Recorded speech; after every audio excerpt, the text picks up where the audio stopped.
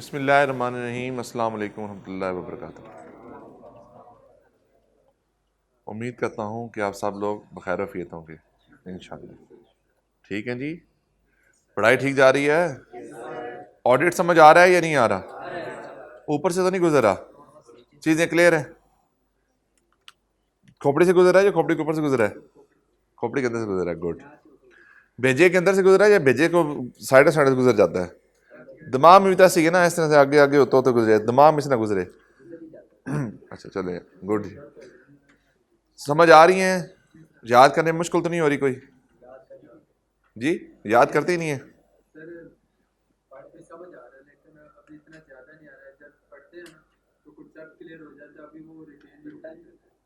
Retain तो examples के through ही होना है, वो एग्जांपल्स जो होती हैं उसको ज़हन में रखें आप। अच्छा, अब कल जो हमारी डिस्कशन जा रही थी वो थी इंगेजमेंट लेटर के ऊपर जी, वो मैं कर लेता हूँ।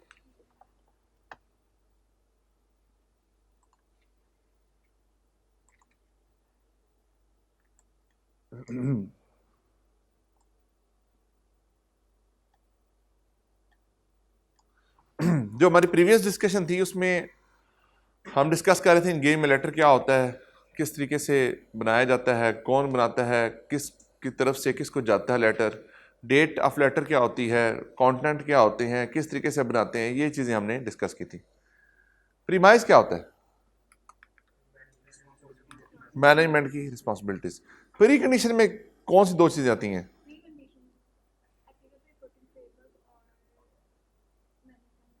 Management responsibilities. इनके साथ एक और पैरामीटर भी होता है, अगर उसको ऐड कर लिया जाए तो फिर इंगेजमेंट लेटर बनता है। वो क्या होती हैं चीज़ें?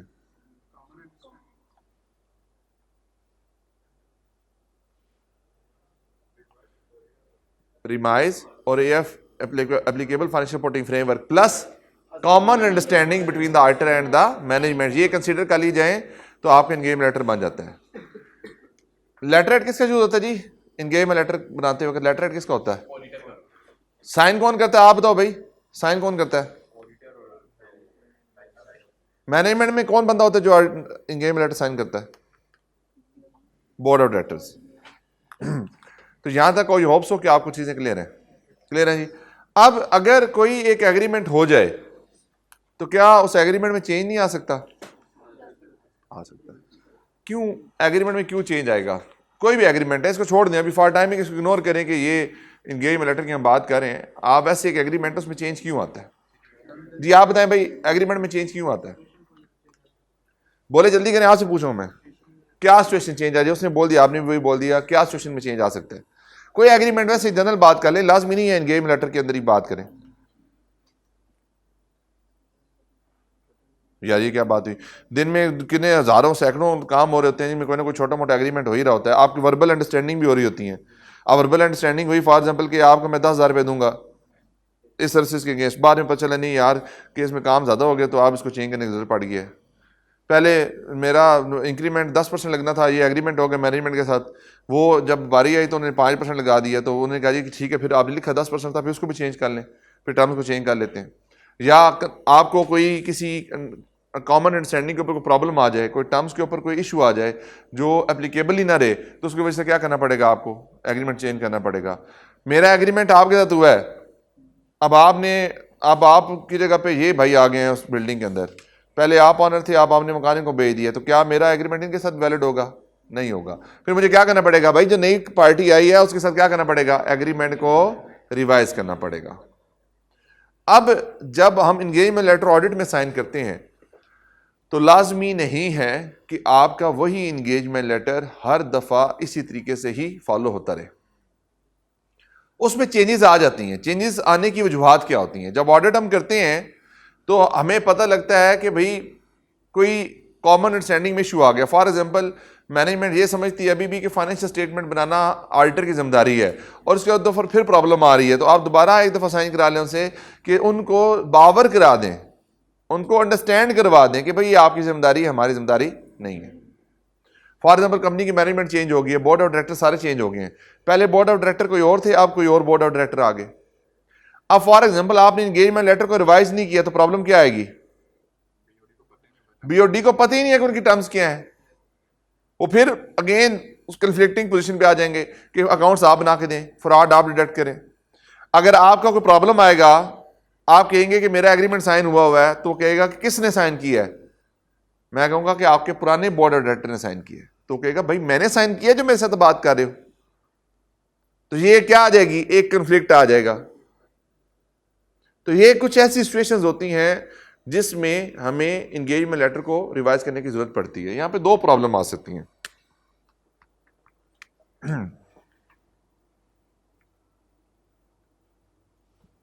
रिकरिंग ऑडिट के ऊपर, रिकरिंग ऑडिट के ऊपर हमें ईएल को रिवाइज करने की जरूरत है या नहीं है? ईएल की रिवीजन दो सर्कमस्टांसेस की वजह से आ सकती है।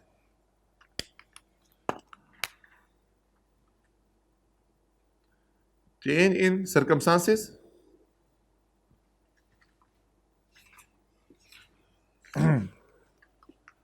या रिक्वेस्ट बाय मैनेजमेंट।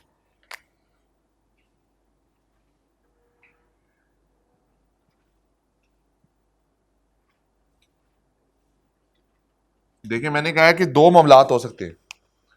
या तो मामलात में सर्कमस्टांसेस में चेंज आ गया है जिसकी वजह से एंगेजमेंट लेटर को क्या करने की जरूरत पड़ गई है, रिवीजन करने की जरूरत पड़ गई है। या मैनेजमेंट खुद कह सकती है कि भाई आप ये टर्म्स को निकाल दें, ये नई एडिशन कर दें। अब फॉर एग्जांपल अकाउंट्स बनाना किसकी जिम्मेदारी है? फ्रॉड डिटेक्ट करना किसकी जिम्मेदारी है? इंटरनल कंट्रोल बिल्डअप करना किसकी जिम्मेदारी है? डाटा प्रोवाइड करना किसकी जिम्मेदारी है? मैनेजमेंट की। अब मैनेजमेंट ने कहा कि भाई आप ना ये जो लाइन है ना कि डाटा प्रोवाइड करने की जिम्मेदारी हमारी है, ये निकाल दें। ये क्या कर दें? निकाल दें। रिक्वेस्ट किसने की? मैनेजमेंट ने। अब हमें इस रिक्वेस्ट को एवेलुएट करना पड़ता है। क्या करना पड़ता है? जब एवेल्यूएशन करेंगे तो दो डिसीजन होंगे, या मैनेजमेंट की रिक्वेस्ट रीजनेबल है या क्या होगी? अनरीजनेबल। देखिए मैनेजमेंट की जो रिक्वेस्ट है ये रीजनेबल भी हो सकती है कि भाई ठीक है, हमें समझ आती है ऑडिट फी के बारे में फॉर एग्जांपल उसने कहा कि इसको इस तरह से चेंज कर लें, इसमें इतनी इंक्रीज कर लें, 20% नहीं 10% इंक्रीज कर लें, तो मुझे क्या करना पड़ेगा? एंगेजमेंट लेटर को रिवाइज करना पड़ेगा। अगर मैं एवेल्युएशन करता हूँ, इसको रीजनेबल कहता हूँ, तो फिर मैं क्या करूंगा जी? रिवाइज कर देंगे। और अगर मैं मैनेजमेंट की रीजन अनरीजनेबल समझता हूं तो फिर क्या करूंगा? फिर मैं नॉट टू रिवाइज ईएल। अब मैं अगर ईएल रिवाइज नहीं करता तो फिर इसकी फर्दर दो इंप्लीकेशन आएंगी। क्या मैनेजमेंट जो है वो एग्री है या मैनेजमेंट डिसएग्री है? अगर मैनेजमेंट एग्री है तो फिर क्या करेंगे? फिर डू नथिंग। जाहिर बात है जो पुराना ईएल है वही चल रहा है। और अगर मैनेजमेंट डिसएग्री कर जाए तो फिर हम क्या करेंगे? विड्रॉ कर लेंगे। क्या कर लेंगे? विड्रॉ, यानी कि उस ऑडिट एंगेजमेंट को हम क्या कर देंगे? छोड़ देंगे। विड्रॉ के साथ साथ अब जब विड्रॉल करते हैं, जब हम किसी क्लाइंट को छोड़ देते हैं, तो फिर यहां पे सम टाइम क्या होता है कि हमारी कुछ लीगल रिस्पॉन्सिबिलिटीज होती हैं कि हमने इस मैटर को कम्युनिकेट करना होता है। उसमें कम्युनिकेशन किसके साथ हो सकती है? दोस्त चार्ज विद गवर्नेंस के साथ कम्युनिकेशन हो सकती है, बोर्ड ऑफ डायरेक्टर्स के साथ कम्युनिकेशन हो सकती है, या अपने इंस्टीट्यूट के साथ कम्युनिकेशन हो सकती है, या इससे बढ़ के एससीपी के साथ भी हो सकती है, या इससे बढ़ के स्टॉक एक्सचेंज के साथ भी हो सकती है। तो वो कहता है कि आप अपनी, जब आप देखें रिक्वेस्ट की मैनेजमेंट ने, आपने वैल्यूएट किया, मैनेजमेंट की रीजन अनरीजनेबल थी, आप एंगेजमेंट लेटर को रिवाइज नहीं करेंगे, मैनेजमेंट डिसएग्री कर गई, यानी मैनेजमेंट कहती है हमने चेंज करवाना है, आप कहते हैं नहीं चेंज करना, तो उस केस में क्या करेंगे? विड्रॉ कर लेंगे और कम्युनिकेशन के अंदर जो रिस्पॉन्सिबिलिटीज है उसको पूरा करेंगे। कम्युनिकेशन रिस्पॉन्सिबिलिटीज को पूरा करेंगे। ये बात समझ आ गई आपको? यहां तक किसी का कोई इतराज, कोई मसला, कोई मसाइल, कोई परेशानी, कोई इशू? सब क्लियर है जी? ये क्लियर है एरिया आपको? दूसरी सिचुएशन क्या है? चेंज इन सर्कमस्टांसेस, कि जब मामलात में जब कुछ ऐसी सिचुएशन आ जाए जिसकी वजह से एंगेजमेंट लेटर को रिवाइज करने की जरूरत पड़ सकती है, तो हमने कहा जी वो कब आएगी? जब चेंज इन सर्कमस्टांसेस आ जाए। अब कंपनी के पहले 4 लोकेशंस थी, अब 4 नई लोकेशंस आ गई हैं। पहले ऑडिट हमने 4 का करना था, अब हमने फर्दर 4 का करना है। पहले पुरानी मैनेजमेंट थी, अब नई मैनेजमेंट आ गई है। पहले पुराने शेयर होल्डर थे, अब नए शेयर होल्डर आ गए। बिजनेस के ऑपरेशन चेंज हो गया, बिजनेस की नेचर चेंज हो गई है। तो ये सारी सिचुएशन में क्या हो रहा है, आपको रिवीजन इन एंगेजमेंट लेटर को लेके आने की अच्छा जरूरत पड़ रही है। अब वो सर्कमस्टांसेस क्या है, इसके हम कर लेते हैं रीडिंग।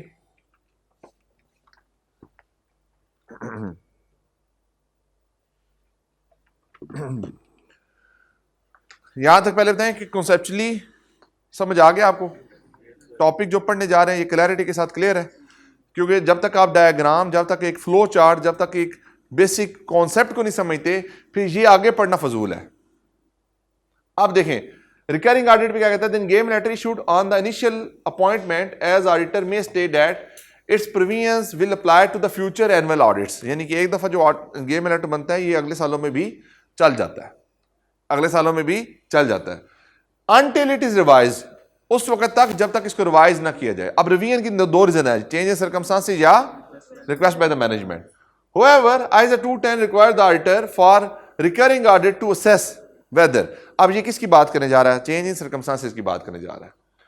क्या कहते हैं जी, circumstances mean that the term of the engagement need to be revised, क्योंकि सर्कमस्टांसेस में चेंज आ गया, या management need to be remind of existing terms of the engagement. या आपको लगता है कि काफी पुरानी हमारी एंगेजमेंट लेटर साइन हुआ है, तो जो बेशक सर्कमस्टांसेस में नहीं चेंज आया, बेशक मामलात में चेंज नहीं आया, लेकिन मैनेजमेंट को याददहानी कराना जरूरी है। तो इसलिए फिर हम इस लाइन को पूरा करने के लिए हर 3 साल के बाद एंगेजमेंट लेटर को प्रैक्टिकली रिवाइज कर लेते हैं। After every 3 years we revise the engagement letter even if there is no change in the circumstances, but we need कि मैनेजमेंट को रिमाइंड रखा जाए, मैनेजमेंट को बताया जाए कि भाई ये जिम्मेदारियां आपकी ही हैं, इससे आप बरी जिम्मा नहीं हुए। ये प्रैक्टिकली है, ये पेपर में बेशक ना लिखिएगा, क्योंकि हर फॉर्म टू फॉर्म ये पॉलिसीज वेरी करती हैं। जो इंटरनेशनल प्रैक्टिसेस चाह रही हैं, मैंने उसके मुताबिक ये बात आपको बता दी है। ठीक है जी बात। अच्छा, उसके बाद कहता है जी कि ये सर्कमस्टांसेस में चेंजेस क्या होंगी। The ISA suggest that the following factor may indicate that the above is appropriate, कि कब चेंज आ जाए जिसकी वजह से आपको ईएल को रिवाइज करने की जरूरत पड़ सकती है। Any indication that the entity misunderstand the objective and scope of the audit. आपको ऑडिट किया, ऑडिट के दौरान पिछले साल के ऑडिट में आपको प्रॉब्लम आई कि मैनेजमेंट ये समझ रही थी कि शायद फ्रॉड डिटेक्ट करना हमारी जिम्मेदारी, ऑडिटर 100% प्रोसीजर लगाता है, ऑडिटर एब्सोल्यूट एश्योरेंस देता है, अकाउंट्स बनाना ऑडिटर की जिम्मेदारी है, हर चीज़ किसकी जिम्मेदारी, ऑडिटर की। तो ये क्या है, ऑब्जेक्टिव और स्कोप से मैनेजमेंट हट रही है। अगर आप समझते हैं कि अगर इस तरह की कोई प्रॉब्लम आ गई है तो आप क्या कर लेंगे, मेल लेटर को रिवाइज कर लें। एनी रिवाइज और special term of the audit engagement. अब आपने फॉर एग्जांपल फी को कंपनीज एक्ट, पहले कंपनीज ऑर्डिनेंस होता था, पहले क्या होता था, कंपनीज ऑर्डिनेंस। अब क्या आ गया, कंपनीज एक्ट आ गया। जब कंपनीज एक्ट आया 2017 में, तो हमें सारे के सारे एंगेजमेंट लेटर को क्या करना पड़ा, रिवाइज करना पड़ा। क्यों रिवाइज करना पड़ा, क्योंकि एक नया लॉ आ गया था जिसकी एप्लीकेशन होनी थी, जिसके उससे अकाउंट्स के ऊपर मेजर इंपैक्ट आना था। तो हमें क्या करना पड़ा, अपने एंगेजमेंट लेटर को रिवाइज करना पड़ा। इस तरह से अगर कोई नई अकाउंटिंग स्टैंडर्ड्स आ जाएं जिसकी एप्लीकेशन का मेजर इंपैक्ट कंपनी के ऊपर आ सकता हो, और उससे रिलेटेड आप समझते हैं कि मैनेजमेंट को बताना जरूरी है और उनके ऊपर उनसे एग्रीमेंट लेना जरूरी है, तो आप उसको भी ऐड कर सकते हैं। A recent change of senior management, जो कंपनी के सीएफओ हैं, कंपनी का जो जीएम प्रोडक्शन है, जो हाई लेवल पोस्ट हैं, वो उनमें चेंज आ गया है। फॉर एग्जाम्पल सीएफओ चेंज हो गया, जीएम प्रोडक्शन चेंज हो गया है। अब जाहिर बात है जब इस तरह से सीनियर मैनेजमेंट में चेंज आता है तो जिनके साथ काम करना होता है उनके साथ ही आपको अपनी टर्म्स को बनाना भी होता है। तो अगर कोई इस तरह की पोजीशन बने तो आपको अपना एंगेजमेंट लेटर को चेंज करने की जरूरत पड़ती है। A significant change in ownership, पहले कंपनी के मेजर शेयर होल्डर कोई और थे, अब उस कंपनी ने अपनी इन्वेस्टमेंट सारी किसी और को भेज दी है, तो अब चेंज इन क्या आ गया, ऑनरशिप स्ट्रक्चर में चेंज आ गया। तो जब ऑनरशिप स्ट्रक्चर में चेंज आता है तब भी आपको एंगेजमेंट लेटर नई शेयर होल्डर के साथ या नई मैनेजमेंट के साथ रिवाइज कराने की जरूरत होती है। A significant change in nature or size of the entity business, जो मैंने बात की, पहले 4 लोकेशन पे काम करते थे, अब 8 लोकेशन पे काम करते हैं। पहले हम सिर्फ बच्चों के खिलौने बनाने पे काम करते थे, अब हम स्पोर्ट्स वियर और बाकी जो फैक्टर्स हैं उसके अंदर भी हम अपने आप को लेके जा रहे हैं। तो ये किसकी इंडिकेशन है, चेंज इन एंगेजमेंट लेटर को चेंज कराने की आपको जरूरत पड़ सकती है। ए चेंज इन लीगल और रेगुलेटरी रिक्वायरमेंट, ये वैसे इसके साथ लिंक हो सकता है revise special term of the audit engagement के साथ ये भी लिंक हो सकता है। Change in legal regulatory requirement, for example companies act change हुआ, कंपनीज ऑर्डिनेंस की जगह पे कंपनीज एक्ट आया तो फिर ये करना पड़ेगा। या इस तरह से फर्दर कोई चेंजेस आती हैं तो वहाँ पे भी आपको जो अपने एंगेजमेंट लेटर उसको रिवाइज करने की जरूरत पड़ती है। A change in the financial reporting framework adapted in preparation of the financial statements. For example जब आपने किसी कंपनी का ऑडिट शुरू किया, उसको स्मॉल साइज कंपनी थी वो, तो स्मॉल साइज आपने IFRS लगाए, फिर उसने अपना क्राइटेरिया मीडियम साइज पे कन्वर्ट कर लिया। अब उसके अकाउंट्स किसकी बेसिस बनेंगे? मीडियम साइज की बेसिस बनेंगे। तो अब रिपोर्टिंग फ्रेमवर्क क्या हो गया? चेंज। पहले क्या था? स्मॉल साइज, अब क्या हो गया? Medium size. तो जब चेंज इन आपका फ्रेमवर्क आता है तो फिर भी आपको क्या करना पड़ता है? एंगेजमेंट लेटर को रिवाइज करने की जरूरत पड़ती है। ए change in other reporting requirement, for example कोई रिपोर्ट के फॉर्मेट में चेंज आ गए हैं, या जिस तरह से कीवर्ड मैटर्स पहले नहीं होते थे, वो जब नए आए तो हमें क्लाइंट को बताने की जरूरत पड़ी कि जनाब क्योंकि अब कीवर्ड मैटर की रिपोर्ट का फॉर्मेट चेंज हो गया है तो अब आपको रिपोर्ट इस फॉर्मेट पे नहीं बल्कि इस फॉर्मेट में मिलेगी। तो ये जनाब आपका आ जाता है change in other reporting requirement. तो इस तरह से अगर कोई मामलात हो तो वहाँ पर क्या चेंज करने की जरूरत पड़ती है? आपको एंगेजमेंट लेटर को रिवाइज करने की जरूरत पड़ती है। These are the circumstances, these are the circumstances. समझ आ गई जी बात यहां तक? कोई इशू? नो इशू जी। आगे कहते हैं जी acceptance of changes in term of the engagement. ये वो बात है जो मैनेजमेंट आपसे रिक्वेस्ट कर रही है। ये कौन सी बात है जी? मैनेजमेंट आपसे रिक्वेस्ट कर रही है। The entity might in certain circumstances ask the auditor to change the term of the audit engagement. Sometime client भी आपसे रिक्वेस्ट कर लेता है। This might result from a genuine change in the circumstances or from a misunderstanding as to the nature of an audit as originally requested. तो ये management की तरफ से जो चेंज आती है इसकी दो वही बात होती है, या मैनेजमेंट की रिक्वेस्ट रीजनेबल है या मैनेजमेंट की रिक्वेस्ट अनरीजनेबल है। However, it could result from a situation where the auditor is unable to obtain sufficient appropriate audit evidence regarding a material item. लेकिन समटाइम क्या हो सकता है कि कोई जो change in term of engagement करवाई जा रही है उसकी वजह से आप अपने ऑडिट के ऑब्जेक्टिव्स को अचीव नहीं कर पाते। The entity might then ask for the audit engagement to be change to review engagement to avoid a qualified opinion और disclaimer of opinion. Sometime management को आपने कहा जी हम आपको क्वालिफाइड ओपिनियन दे देंगे, हम आपको डिस्क्लेमर ऑफ ओपिनियन दे देंगे। वैसे यहाँ पे बताना इसलिए जरूरी नहीं है क्योंकि आपको पता ही नहीं है। यानी कि जब रिपोर्ट मॉडिफिकेशन आई तो आपको लगा कि ऑडिट की वजह से बहुत ज़्यादा काम होता है इसलिए ये प्रॉब्लम आती है, तो बेहतर ये है कि हम इस ऑडिट नहीं कराते बल्कि रिव्यू करवा लेते हैं। तो ये ऐसे मामलात होते हैं जिसको मैनेजमेंट आपसे रिक्वेस्ट करती है, लेकिन ये मामलात हमारे लिए रीजनेबल नहीं होते। As a 210 require the auditor to consider the justification for the request and whether it is reasonable। जब भी आपको कोई मैनेजमेंट की तरफ से रिक्वेस्ट आए तो आप क्या करेंगे? उसको एवेलुएट करेंगे और उसकी रीजनेबलनेस को चेक करेंगे। If auditor consider that it is reasonable request, अगर हम समझते हैं कि ये reasonable request है, then revise the term should be agreed and recorded। जो आपकी terms हैं उसको revise करें, उसको record कर लें। If auditor is unable to agree to a change of term and is not permitted by management to continue the original audit engagement, ये वाली बात है कि आपने मैनेजमेंट ने रिक्वेस्ट की, आपने एवेलुएट किया, मैनेजमेंट की रीजन अनरीजनेबल थी, मैनेजमेंट आपके साथ डिसएग्री कर गई, तो हम क्या करेंगे? विड्रॉ करेंगे और कम्युनिकेशन की जो रिस्पॉन्सिबिलिटीज है उसको फुलफिल करेंगे। यहां पे क्या कहते हैं जी कि if the auditor is unable to agree to change of term is not permitted by management to continue the original audit engagement, he should withdraw from the engagement and consider whether there is any obligation to report the circumstances to those charged with governance, owners or regulators। यानी कि आप withdraw करेंगे, आप client का काम नहीं लेके चलेंगे, आप दोस्त चार्ज विद गवर्नेंस के साथ कम्युनिकेशन करेंगे, आप ऑनर्स ऑफ द बिजनेस के साथ कम्युनिकेशन करेंगे, और अगर जरूरी है तो रेगुलेटर जो है उसके साथ भी आप कम्युनिकेशन करेंगे। रेगुलेटर में आई कैप हो गया, SECP हो गया, पाकिस्तान स्टॉक एक्सचेंज हो गई, ये जो अदारे हैं इनके साथ आप अपनी कम्युनिकेशन करेंगे कि we have withdrawn from the engagement due to this reason.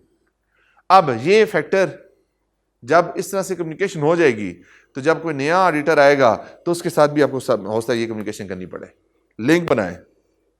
देखें ना, मैनेजमेंट ने आपको एंगेजमेंट लेटर के टर्म को चेंज नहीं करने दिया, फोकस करना आपने। मैनेजमेंट ने आपको एंगेजमेंट लेटर के टर्म्स को चेंज नहीं करने दिया। अब इस केस में आपने विड्रॉ कर लिया, इस केस में आपने विड्रॉ कर लिया, तो जो नया ऑडिटर आएगा जब पिछले ऑडिटर को लिखेगा तो ये पुराने ऑडिटर का क्या काम है? बता देना कि मैंने इसलिए विड्रॉ किया था कि ये डाटा नहीं देते। समझा की बात कीजिए या नहीं आई? क्लियर है जी? जरा रीडिंग करें इसकी जल्दी।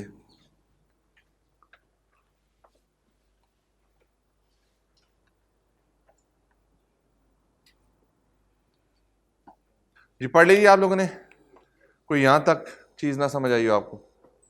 अब आपको पेपर में सवाल आए कि चेंज इन गेम लेटर के ऊपर क्वेश्चन आए तो फौरी तौर पे आप उसको रिस्पॉन्ड करके लिख सकते हैं। लिख सकते हैं जी? पक्की बात है ना? बोलेंगे तो नहीं? Yes sir, no sir, no sir.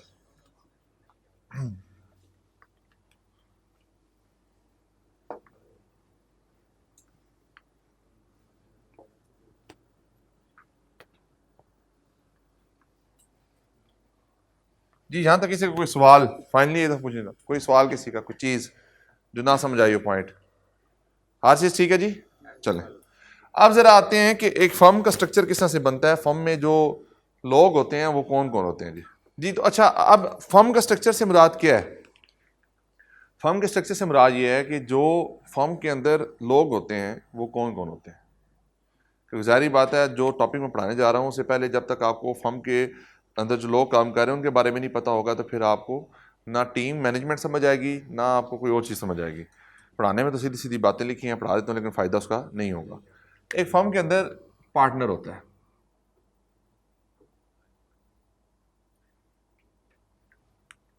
Firm में पार्टनर्स होते हैं। अब पार्टनर्स तीन तरह के होते हैं। पार्टनर तीन कितने तरह के होते हैं जी? 1, 2 एंड 3। एक होता है एंगेजमेंट पार्टनर,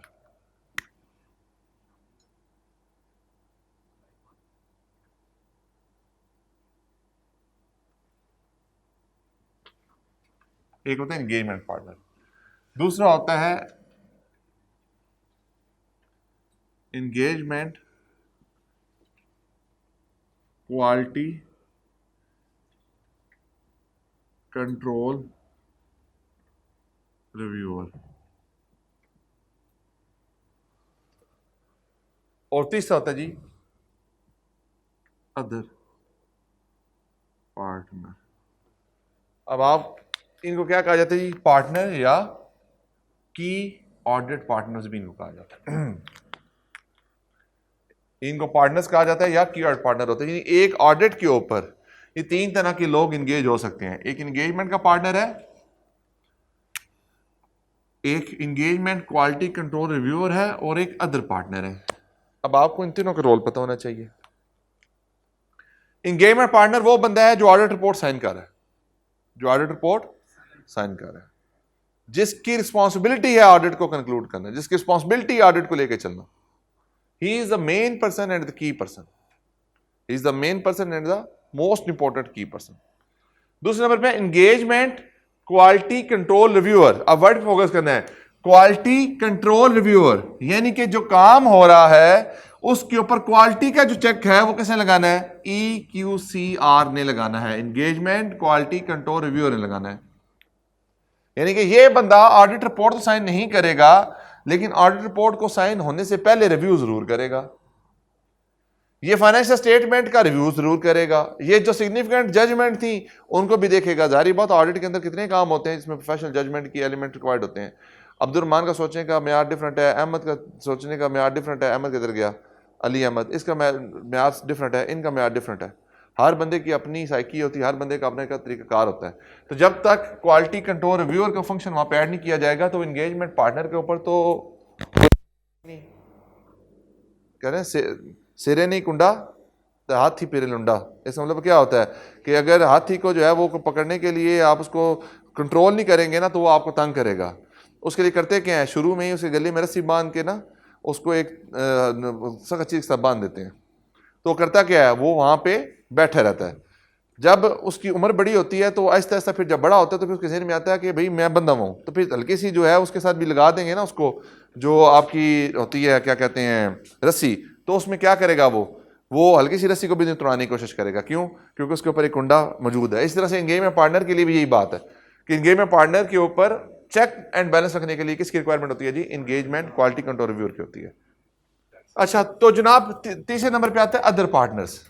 अदर पार्टनर्स में कौन होते हैं? जो किसी क्रिटिकल अकाउंटिंग मैटर के ऊपर असिस्टेंस दे रहे होते हैं।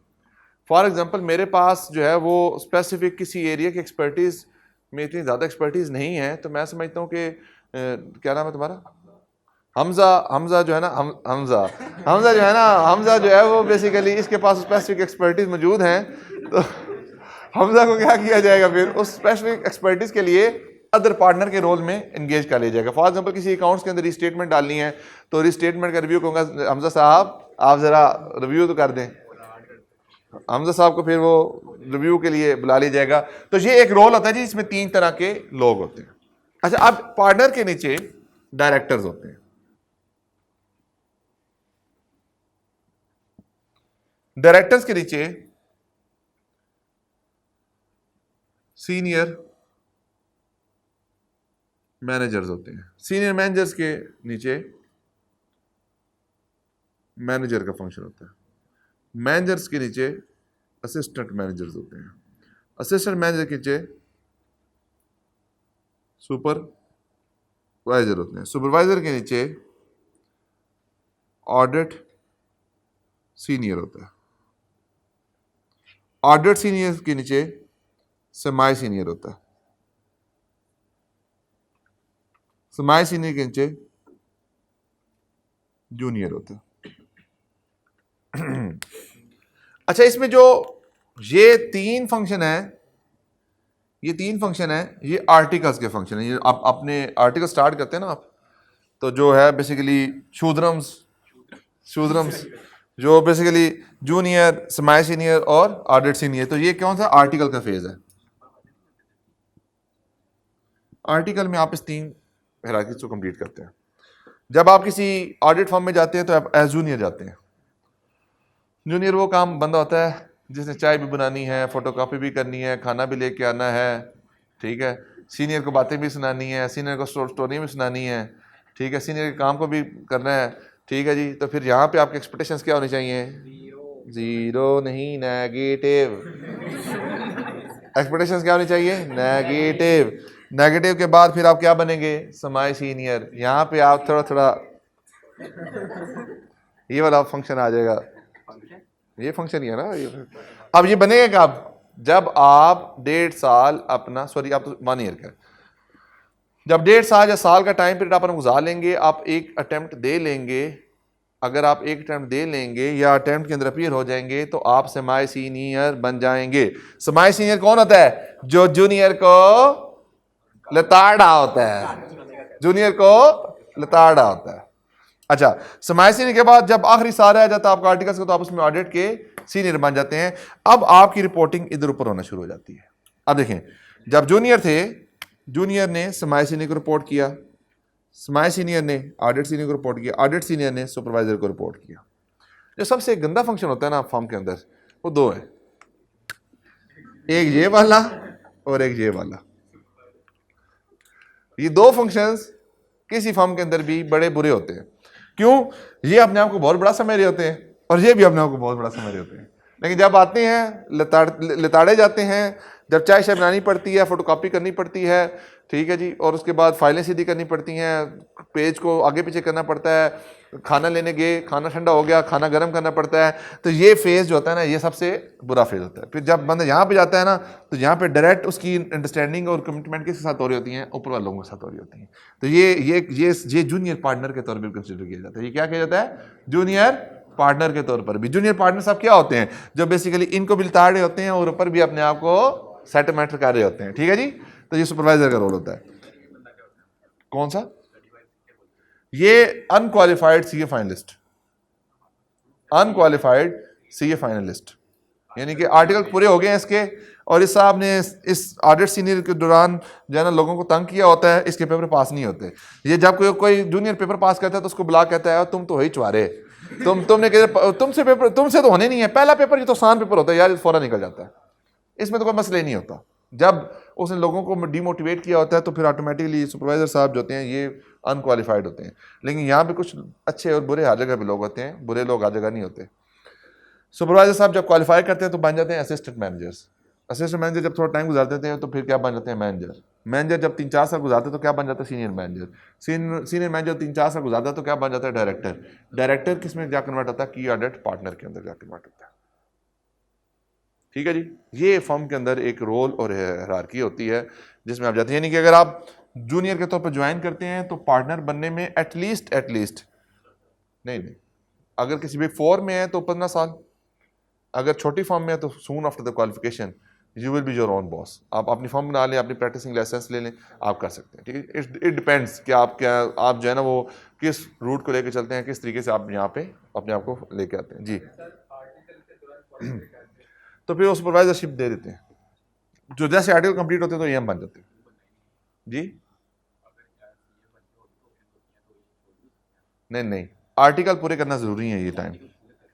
हाँ, तो आप खुद अपनी फर्म बना लें जी। ठीक है जी, जहां तक बात समझ आ गई, ये फर्म का एक स्ट्रक्चर है। अब इस फर्म के स्ट्रक्चर में मैंने कुछ 3 पार्टनर्स के रोल बनाए हैं। अब इसके साथ और भी रोल मौजूद होते हैं। अब ये तो एक ऑडिट डिपार्टमेंट कह लें आप, ये किस डिपार्टमेंट की हायरार्की है? ऑडिट डिपार्टमेंट की हायरार्की है। अब ऑडिट के साथ एक रिस्क मैनेजमेंट भी होता है।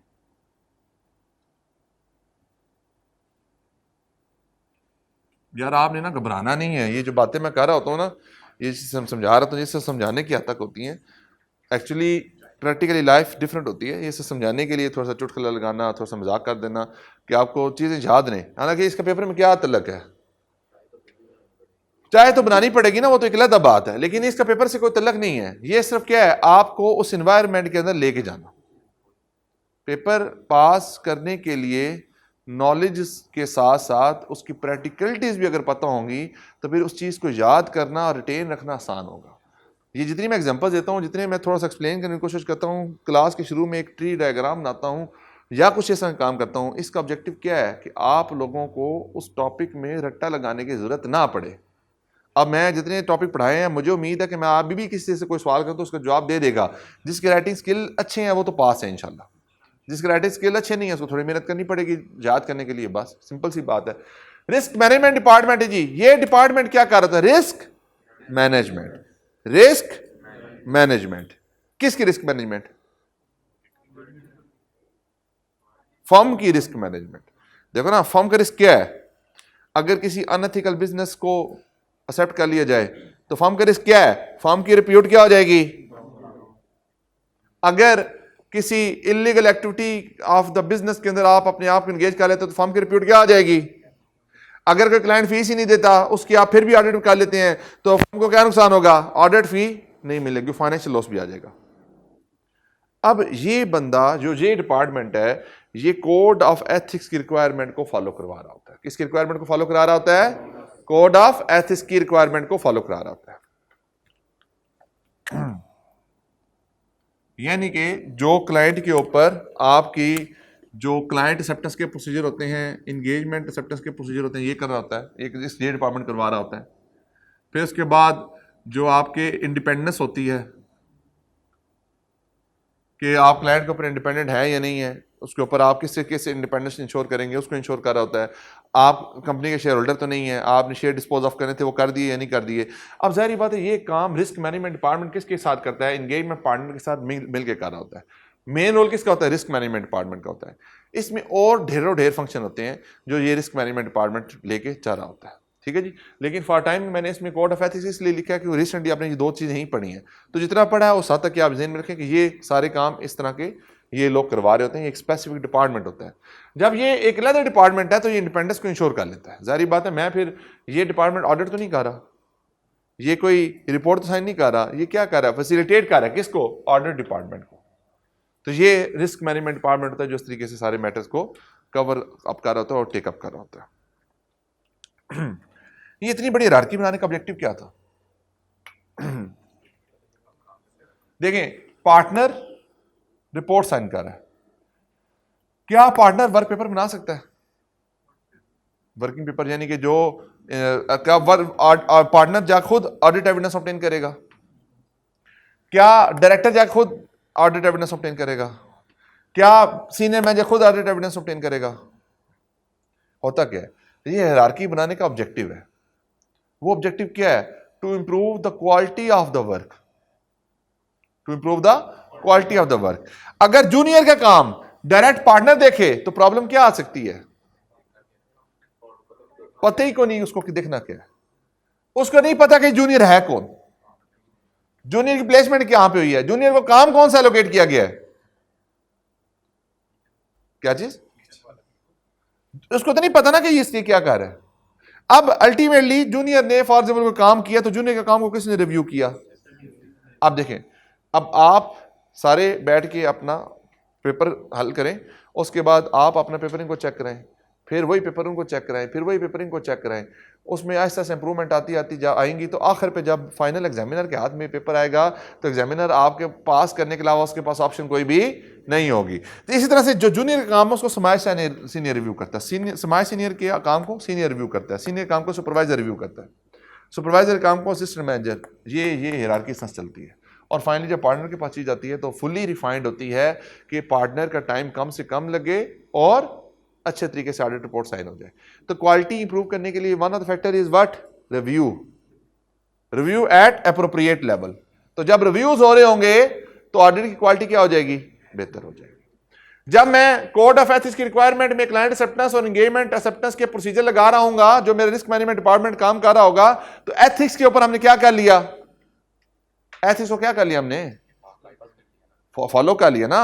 जब एथिक्स को फॉलो किया तो मेरा रिस्क क्या हो गया, कम, तो ऑडिट की क्वालिटी क्या हो जाएगी, बेहतर हो जाएगी। ऑडिट क्वालिटी क्या हो जाएगी, बेहतर हो जाएगी। जब इंडिपेंडेंस की रिक्वायरमेंट को फुलफिल कर लिया तो सेल्फ इंटरेस्ट, ये फाइनेंशियल इंटरेस्ट का थ्रेट क्या हो गया, कम। जब कम हुआ तो ऑडिट क्वालिटी क्या हो जाएगी, बेहतर। जाहिर बात है, आपको किसी जगह पे मुफाद हो और एक जगह पे मुफाद ना हो, तो बेहतर काम कहां पे होता है, जहां पे मुफाद ना हो, जहां पे मुफाद ना हो वहां पे काम क्या हो जाता है, बेहतर। तो ये कौन काम कर रहा है, रिस्क मैनेजमेंट डिपार्टमेंट काम कर रहा है। अच्छा, अब यहां पे जो पार्टनर है, क्या ये अनअवेयर हो सकता है सारे मैटर से,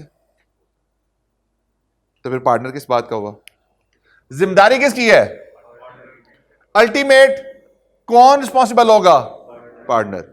तो भाई पार्टनर ने अपने जो रिस्क फैक्टर्स हैं, जो क्लाइंट के पॉइंट ऑफ व्यू से रिस्क इश्यूज हैं, जो क्रिटिकल अकाउंटिंग मैटर्स हैं, जो क्रिटिकल जजमेंट्स हैं, जो प्रोफेशनल जजमेंट कह रही है, वो किसने कम्युनिकेट करना है, क्योंकि इसी की ही जिम्मेदारी है। इसने सुपरविजन किसने करनी है, देखें एक रिव्यू है, दूसरी क्या है, सुपरविजन। अब जूनियर को कोई चीज बताई ना समाज सीनियर की तरफ से, तो जूनियर ने जो काम किया वही आगे प्रेजेंट हो गया, जूनियर को पता नहीं था उसने क्या काम करना है, तो सुपरविजन का रोल क्या हो गया, खत्म।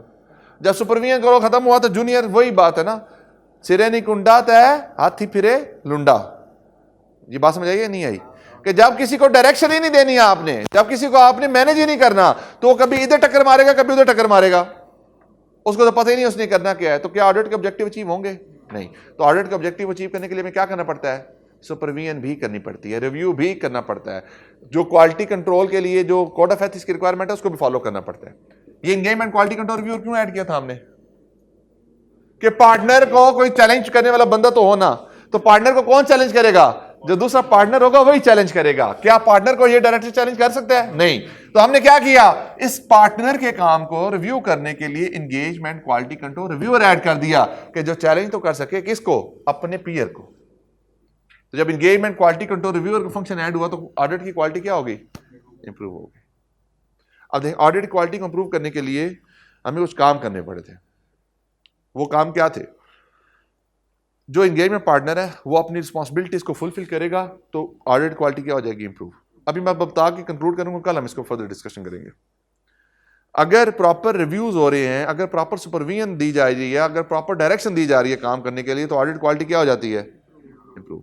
अगर कोड ऑफ एथिक्स की रिक्वायरमेंट को फॉलो किया जाता है, जिसमें एंगेजमेंट की एक्सेप्टेंस है, क्लाइंट की एक्सेप्टेंस है, या इंडिपेंडेंस की रिक्वायरमेंट है, तो ऑडिट क्वालिटी क्या हो जाती है, इंप्रूव।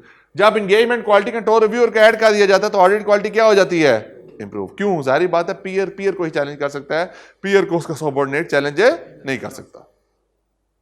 तो ये कुछ फैक्टर्स हैं क्वालिटी के लिए, कि क्वालिटी कंट्रोल को किस तरह से अचीव किया जाता है एक फर्म के अंदर, एक डिपार्टमेंट के अंदर। तो हम अपनी जो बाकी डिस्कशन है उसको हम करेंगे कल। बाकी यहां तक अगर किसी का कोई सवाल है जी तो वो कर सकते हैं। की ऑडिट पार्टनर्स, पार्टनर या की ऑडिट पार्टनर्स, की ऑडिट पार्टनर्स, ये तीन लोग होते हैं, engagement partner, engagement quality control reviewer और अदर पार्टनर। जी एनी क्वेश्चन। यार ये फर्म की पॉलिसी भी फिर आ जाता है, अगर हम कहते नहीं भाई इसने जूनियर ही रहना तो जूनियर रहेगा, फिर तुम ऐसा क्यों सोच रही हो? नहीं, तुम्हारे जिन में ये क्या अभी से ही थ्रेट है कि मुझे चाय बनाने के लिए कह देंगे? कोई बात नहीं, ये असल बात ही ये है। देखिए, जो काम ना किया हो उस काम को करने का मजा ही अलग है। जो वहां पे ये जो बैठे हुए हैं, इन्होंने क्या करनी है? आपको डायरेक्शन, इन्होंने क्या देनी है? सुपरविजन। डायरेक्शन क्या देंगे कि बेटा 2 चम्मच चीनी नहीं डालनी, 1 चम्मच चीनी। गुड़ डालना है तो 2 चम्मच गुड़, या वो शक्कर डालनी है तो 2 चम्मच शक्कर। ठीक है जी, पत्ती को इतनी देर उबालना है, घड़ी से टाइम पे देकर इसमें से लेके चलना है। तो ये क्या मेरी आपको डायरेक्शन। सुपरविजन क्या है? सुपरवाइजर ऑडिट सीनियर समाज सीनियर आके खड़ा हो जाएगा, हाँ भी किस चाय बना रहे, पहली दफा दिखाओ सी चाय किस बना रहे हो। ये क्या है तुम्हारी सुपरविजन। रिव्यू क्या है? जब तुम चाय बना के लेके जाओगे तो वो कहेगा कि मैंने तुम्हें देखा था, तुमने चाय को 2 मिनट उबाला नहीं है, तुम 1 मिनट के अंदर उसको उबाल के ले आए हो। तो उसने क्या किया? आपका रिव्यू। और उसने फिर क्या कर दिया? दोबारा चाय दे दी आपको वापस कि जाएं फिर बना के लाएं। आप फिर गए, फिर आपने जाके बनाई, फिर जानबूझ के आपके ध्यान में आएगा खुनक, नहीं मैं तो करनी नहीं काम, मैं तो करनी नहीं। दोबारा चाय बना के ले गए, उसने कहा दोबारा बना के लाएं। फिर आप दोबारा वापस लेके आए, उसने फिर आपको वापस भेजा, फिर आप दोबारा बनाने गए। अब मुझे बताओ 4-5 दफा चाय बना लोगे तो बेटा चाय बनानी आ जाएगी या नहीं? आ जाएगी ना। सिखाना नहीं है, सीख जाना है। सिखाने के लिए तुम्हारे नीचे कोई हायरार्की नहीं है। तुम टकरे मारोगे इधर उधर आगे पीछे, लेकिन तुम्हें समझ कुछ नहीं आएगी। क्या चीज? हर जूनियर को डिफरेंट होता है ना। तुम चाय वाले होगे, एक फोटोकॉपी पे मसला करेगा, एक खाना लेके आने में मसला करेगा। तो जिसकी जहां पे ट्रेनिंग रिक्वायर्ड है वहीं पे उसकी ट्रेनिंग होती है। कोई सवाल है? कुछ और मसला जी? अगर तुम्हें चाय भी बनानी नहीं आती और खाना लेके आना भी नहीं आता, तो पहले तुम्हें चाय बनानी सिखाई जाएगी और उसी दिन तुम्हें कहा जाएगा जाओ खाना भी लेके आओ। खुश? ये बताने का ऑब्जेक्टिव क्या है? आपके एक्सपेक्टेशन को लोअर डाउन करना। मैं जनरल बता रहा हूं। देखें होता क्या है, 2 मिनट की बात और खत्म। एक कोई भी बंदा सर्वाइव क्यों नहीं कर पाता किसी माशरे में, किसी जगह में? उसकी पीछे रीजन ये होती है कि एक्सेप्टेबिलिटी नहीं होती। क्यों एक्सेप्टेबिलिटी नहीं होती? क्योंकि हमने उस काम को कभी देखा नहीं होता। जब हमने उस काम को देखा नहीं है तो हम समझते हैं कि ये काम तो हो ही नहीं सकता, हालांकि जो बाकी लोग हैं उस काम को करके गए होते हैं। अब बात ये होती है कि आप किसी जगह पे हो, किसी इन्वायरमेंट में हो, आप अपने आप को उस इन्वायरमेंट के मुताबिक क्या कर लें, ढाल लें। इसमें निशानियां हैं अक्ल वालों के लिए जो मैंने बात की है। ठीक है जी, माहौल जिस तरह का हो उस माहौल में अपने आप को एडजस्ट करने की कोशिश करें। इससे होता क्या है, आप अपने आप को सर्वाइव कर लेते हैं। अदरवाइज सर्वाइवल की जंग भी आ जाती है। ये जितने मम्मी डैडी बच्चे होते हैं, इनका मसला क्या होता है? एक्सेप्टेबिलिटी नहीं होती कि भाई ये तो हो ही नहीं सकता, मेरे बाप ने मेरे से काम नहीं कराया, मेरी मां ने मेरे से काम नहीं कराया, तो मैं क्यों काम करूं? करना तो पड़ेगा। यहां नहीं करोगे तो कहीं और करेंगे, कहीं और जा कर लोगे। काम तो करना पड़ेगा, काम से बड़ी जिम्मा नहीं हो सकते। तो बेटा बात ये होती है कि ये चीजें जितना जल्दी एक्सेप्ट कर लें, जिंदगी इतनी आसान हो जाती है। और अगर आप इन चीजों को एक्सेप्ट नहीं करेंगे, किसी फैक्टर को भी, देखें मैं लाजमी नहीं कर रहा कि वहां चाय बनवाएंगे आपसे, लेकिन अगर आपसे कहीं बना दें तो मैं खुद बनाता रहूं। मैंने जिसको कॉफ़ी बना के पिलाई है, कॉफ़ी भी कौन सी, वो हाथ से बीट करके, ठीक है, हाथ से बीट करके कॉफ़ी, और फिर उसमें भी कहते तो चीनी ज़्यादा हो गई है, अच्छा ये अब इसमें जो है ना वो तुमने दूध को ज़्यादा गर्म नहीं किया, ये सब फिर भी मसाइल आते नहीं। क्या कोई बात नहीं। क्या चीज़? बिग 4 में बात कर रहा हूँ बेटा, मेरे बिग 4 से ही आर्टिकल है। तो क्या हो गया है? मसला क्या है इसमें?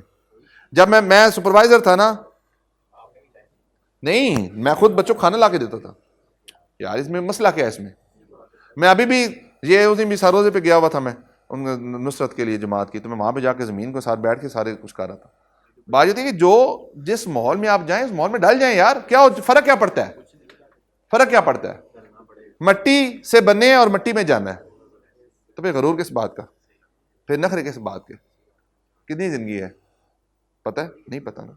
इधर बैठे बैठे ऐलान हो जाता है, आप हैं से थे हो जाते हैं। जब इंसान मरता है ना, सबसे पहले क्या खत्म होता है उसका? जब इंसान मरता है तो सबसे पहले क्या खत्म होता है? आइडेंटिटी, नाम। नौशरवान है ना, तो क्या बन जाएगी? मैयत। कोई आपको आपके नाम से नहीं कहेगा, किस नाम से बुलाएंगे? मैयत के नाम से बुलाएंगे। तो फिर आहिस्ता आहिस्ता चीज़ें सारी ज़िंदगी ख़त्म हो जाती हैं। ज़्यादा लंबी बात नहीं करूँगा मैं। इसी तरह से ये ज़िंदगी है। जितना जल्दी इस असलियत को समझ लेंगे ना ज़िंदगी की, इतना जल्दी आप अपनी ज़िंदगी में कामयाब हो जाएंगे। क्योंकि असल ज़िंदगी क्या है? आखिरत की। ये ज़िंदगी क्या है? टेम्परेरी। वही आज मैं सूरे हूद पढ़ा था, आई थिंक सो, मुझे याद नहीं है, तो उसमें हज़रत नूह अलैहिस्सलाम का वाक़या था। ये वाक़या क्यों नाज़िल हुआ? नबी सल्लल्लाहु अलैहि वसल्लम इस तरह से परेशान होते थे, उनके ऊपर लोग ज़ाहिर बात है अज़ियतें पहुँचाना, उनके ऊपर जो है वो जुल्म करना, उसके बावजूद अल्लाह ताला की ने मोटिवेशन के लिए उनको आयतें नाज़िल की। कितना वो कश्ती थे, कश्ती में हज़रत नूह अलैहिस्सलाम की कश्ती थी, वाक़या सुना ही होगा आपने। तो कनान के नाम से उनका बेटा था, आई थिंक सो, मुझे अल्लाह ताला माफ़ करे गलती ना हो। वो बेटा क्या था? मुनकर था अल्लाह ताला की इजाज़त से। तो कश्ती में सवार नहीं हुआ। तो वो क्या दुआ करते कि मेरा बेटा है। तो अल्लाह ताला की इजाज़त ने कहा कि तुम्हें नहीं पता कि वो काफिर है, तुम्हें नहीं पता कि वो कितना मुशरिक हो चुका हुआ है, वो तुम्हारे लिए बेहतर नहीं है। तो कश्ती में फिर वो सवार होकर चले गए और वो गर्क हो गया उसमें। बताने का मतलब क्या है? मोटिवेशन। कि आप कभी भी ज़िंदगी के अंदर किसी मामलात में किसी जगह भी फंसे हो, तो वहाँ मोटिवेशन क्या होती है आपकी? जो आपके सर्कमस्टांसेस होते हैं, जो आपकी सिचुएशंस होती हैं। ज़ाहिर बात है जब उन्होंने हज़रत मोहम्मद सल्लल्लाहु अलैहि वसल्लम को ये वाक़या सुनाया गया होगा तो उनकी मोटिवेशन का लेवल क्या होगा फिर? कि जहाँ बेटा मुनकर हो गया और उसको भी गर्क कर दिया गया, और उसके बाद बाकियों को जो है वो जोड़े जोड़े में जो कश्ती पे सवार हुए थे उनको फिर दोबारा जो है वो एक नई ज़िंदगी का शुरुआत करने का मौका मिला। तो बात क्या होती है? मोटिवेशन हमारी ज़िंदगी में कहाँ से आती है? हमारे सर्कमस्टांसेस से आती है। हम सीए करने आए हैं, क्यों सीए कर रहे हैं? जिस दिन ये मोटिवेशन समझ आ गई ना, पेपर कोई फेल नहीं होगा इंशाल्लाह। अब देखें अपने हालात को देखें। आप में से कितने ऐसे लोग होंगे जो लैंडलॉर्ड हैं? हार्डली सीए में कम ही लोग होते हैं।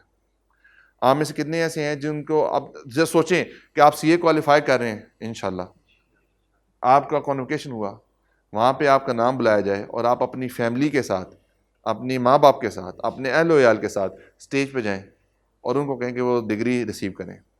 रोने वाला टाइम होता है वो, इतनी की मोटिवेशन होती है। क्यों? आपने एक टाइम, हार्ड टाइम गुजारा होता है। जिस दिन आपको मोटिवेशन प्रॉब्लम आए ना कि पढ़ने का दिल नहीं कर रहा, कोई पोजीशन समझ नहीं आ रही, किस तरह से करूं, कैसे ना करूं, तो जिनके वालिदैन हयात हैं उनके पास जाके थोड़ी देर बैठा करें, उनकी आंखों में जाके चमक देखा करें जो आपके लिए रखते हैं। फिर आपको बात समझ आएगी कि मोटिवेशन होती क्या है। वरना अगर अपने तौर पे लगे रहेंगे, अपनी ज़िंदगी को अपने तरीके से गुजारते रहेंगे, तो फिर आप ये अपने गोल्स और ऑब्जेक्टिव को उस तरीके से अचीव नहीं कर सकेंगे। जब तक तड़प नहीं होती ना किसी काम की, वो काम अचीव भी नहीं होता। जिस दिन तड़प आ जाए काम की, वो काम क्या हो जाता है? अचीव। तो बस अल्लाह ताला की ज़ात से दुआ है जी कि हमें जो है वो नेक अमल करने की तौफीक अता फरमाए, हमें सीधे रास्ते पे चलने की तौफीक अता फरमाए, इस दुनिया में भी कामयाब करें इंशाल्लाह और आखिरत में भी कामयाब करें। नहीं, जज़ाकल्लाहु खैर। आज की क्लास को यहीं पे करते हैं कंक्लूड। मिलते हैं इंशाल्लाह फिर अगली क्लास में। तब तक के लिए अल्लाह हाफ़िज़।